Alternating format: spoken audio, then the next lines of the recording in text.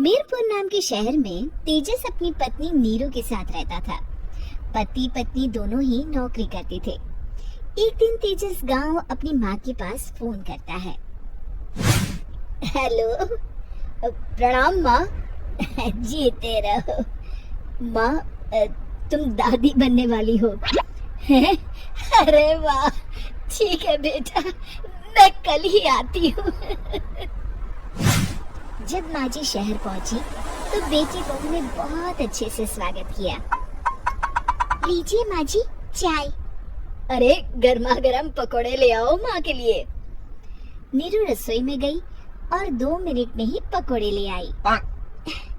जी ये लीजिए। बहू जादू से बनाए हैं क्या? अभी तो रसोई में गई थी। यम्मी। माँ जी, शीला रसोई में पकोड़े तल रही है, मैं बस लेकर आई।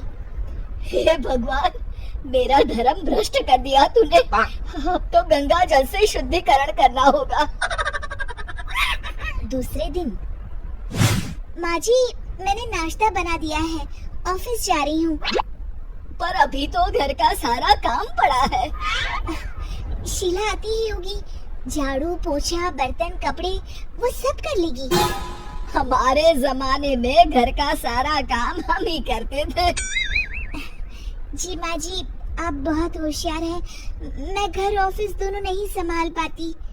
तो जरूरत क्या है घर से बाहर जाकर चाकरी करने की? वैसे भी घर का काम खुद करने से घर में बरकत आती है, समझी? पर माँ जी, पर वर कुछ नहीं, इस महीने की पगार मिले फिर ऑफिस बंद है। हाँ। रात को नीरू तेजस से कहती है, सुनिए जी, माँ जी बोल रही थी कि मैं नौकरी छोड़ दूं। वैसे ठीक ही तो है, अभी तुम्हें आराम की जरूरत है। फिर भी आराम कहाँ, शीला को छुड़ाने के लिए बोल रही थी।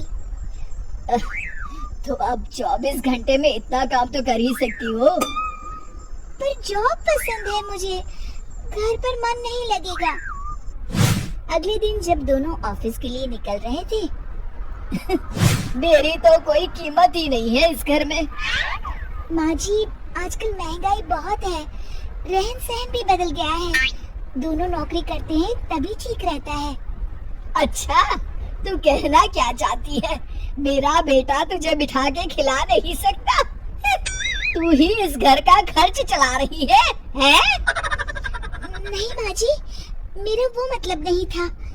मतलब खूब समझती हूँ, ये बाल धूप में सफेद नहीं किए मैंने। हाँ। अब तो ये रोज का काम हो गया था। तेजस भी रोज की झिकझिक से परेशान हो गया था। एक दिन उसने कहा, नीरू, वैसे भी तुम्हें मैटरनिटी लीव मिलने वाली है, तो अभी से ही छुट्टी ले लो। पर क्या, मेरी सैलरी अच्छी खासी है। आखिर नीरू ने रिजाइन कर दिया। जब बच्चा हुआ तो घर में सब बहुत खुश हुए। कुछ दिनों बाद तेजस फाइल देख रहा था। क्या हुआ तेजस, कुछ परेशान लग रहे हो? हाँ, वो हमारी जितनी सेविंग्स थी वो तो हॉस्पिटल में और छठी के फंक्शन में खत्म हो गई है नीरू। और अभी वैसे मंदी चल रही है तो मैं बोल रही थी कल मुन्ना को हेपेटाइटिस का टीका लगवाना है। नीरू, क्या पोस्टपोन नहीं कर सकते? नहीं जी, बिल्कुल नहीं। अब तेजस को समझ में आ रहा था कि उससे गलती हुई है। पैसों की कमी का असर घर के माहौल पर भी पड़ रहा था। अगले दिन, बेटा मेरा चश्मा और ये दवाइयाँ ले आना, पर्चा देते हुए माँ जी ने कहा। जी। तेजस, मुन्ना के लिए दूध का डिब्बा और डायपर भी ले आना, और ये किराने के सामान की लिस्ट है, इसे भी लाना है। तेजस गुस्से में लिस्ट मरोड़कर फेंकता है और चिल्लाता है, पैसे क्या पेड़ पर उगते हैं? ये ले आना, वो ले आना। अरे, पर ये जरूरत का सामान ही है। वो गुस्से में बिना कुछ कहे ऑफिस चला गया। अरे अरे लंच तो ले जाइए। नीरू दौड़कर डिब्बा पकड़ाती है। एक दिन खाना खाने के बाद नीरू,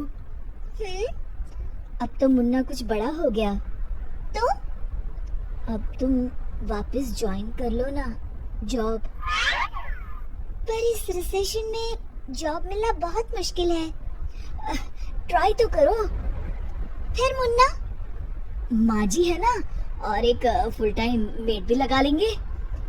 पर माँ जी, उन्हें तो पसंद नहीं।